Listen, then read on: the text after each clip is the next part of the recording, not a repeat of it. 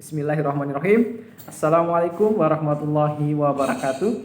Perkenalkan, saya Hermanton, Prodi Agribisnis Fakultas Pertanian Universitas Islam Al-Azhar. Baik, pada kesempatan ini saya akan berbagi pengetahuan terkait dengan kewarganegaraan. Baik, yang pertama saya akan berbagi pengetahuan tentang arti kewarganegaraan.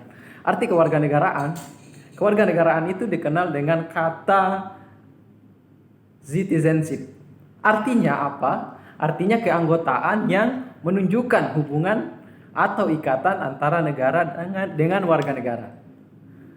Menurut Kamus Besar Bahasa Indonesia, warga negara adalah penduduk dalam suatu negara berdasarkan tempat kelahiran.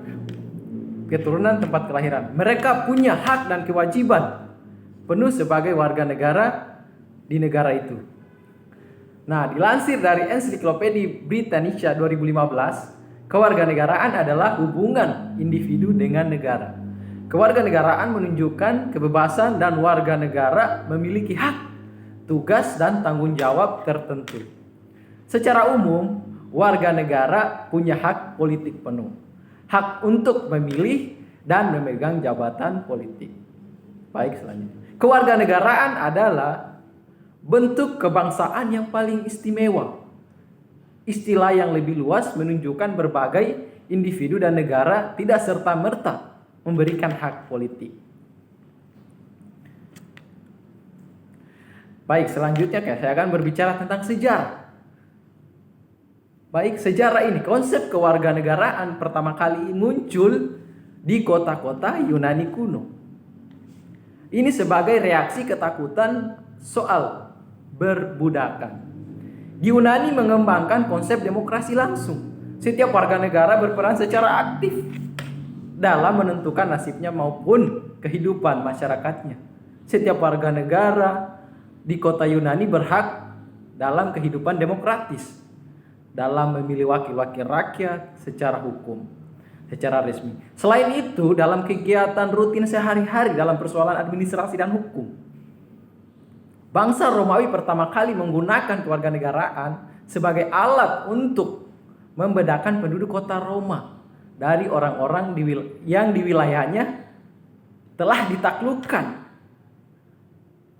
dan disatukan oleh Roma. Ketika kekaisaran telah tumbuh, orang-orang Romawi memberikan kewarganegaraan kepada sekutu di seluruh Italia dan di provinsi-provinsi Romawi lainnya. Jadi kewarganegaraan di Romawi memberikan hak hukum penting dalam kekaisaran. Di Eropa, konsep kewarganegaraan nasional hampir hilang selama pertengahan abad.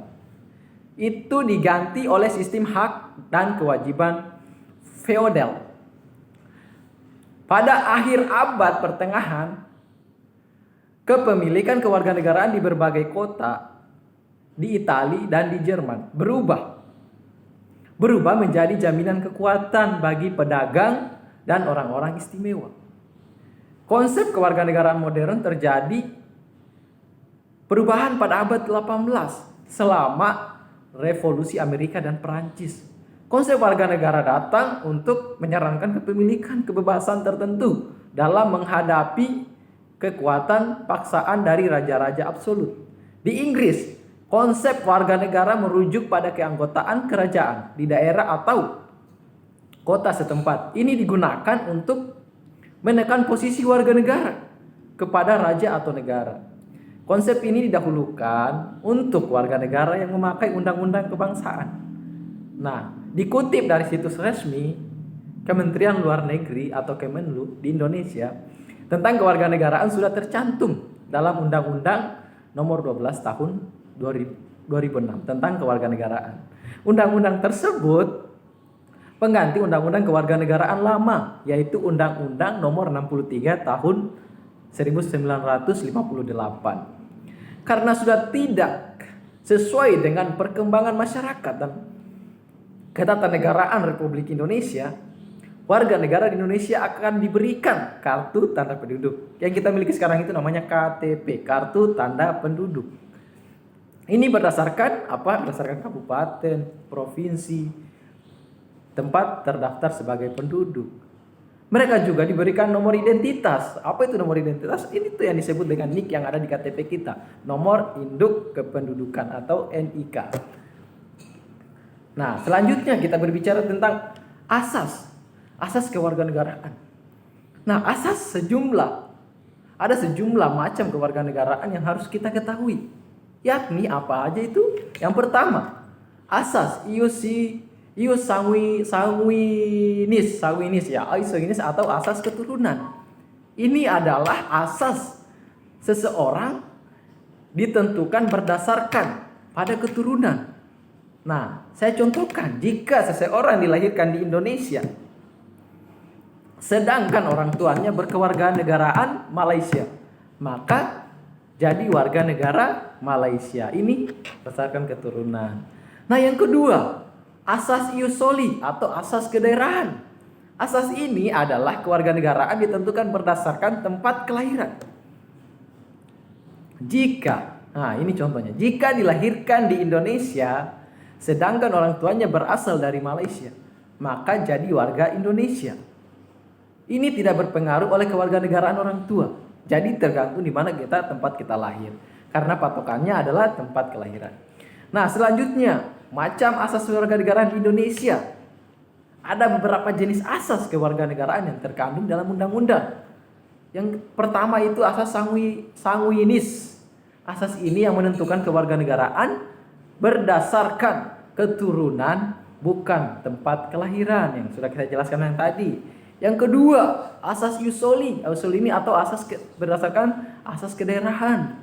Asas ini merupakan asas yang secara terbatas menentukan kewarganegaraan seseorang berdasarkan tempat kelahiran. Ini yang diberlakukan terbatas bagi anak-anak sesuai dengan ketentuan yang diatur dalam undang-undang. Nah, asas kewarganegaraan tunggal, ada lagi asas kewarganegaraan tunggal, asas ius sanguinis, asas ius soli, asas kewarganegaraan tunggal. Nah, ini menentukan suatu kewarganegaraan bagi setiap orang. Asas selanjutnya, asas kewarganegaraan ganda. Nah, asas ini asas yang menentukan kewarganegaraan ganda bagi anak-anak sesuai dengan ketentuan yang diatur dalam undang-undang. Nah, mungkin itu yang dapat saya berbagi terkait dengan pengetahuan kewarganegaraan. Kurang dan lebihnya mohon dimaafkan. Akhir kalam saya ucapkan billahi taufiq wal hidayah. Wassalamualaikum warahmatullahi wabarakatuh.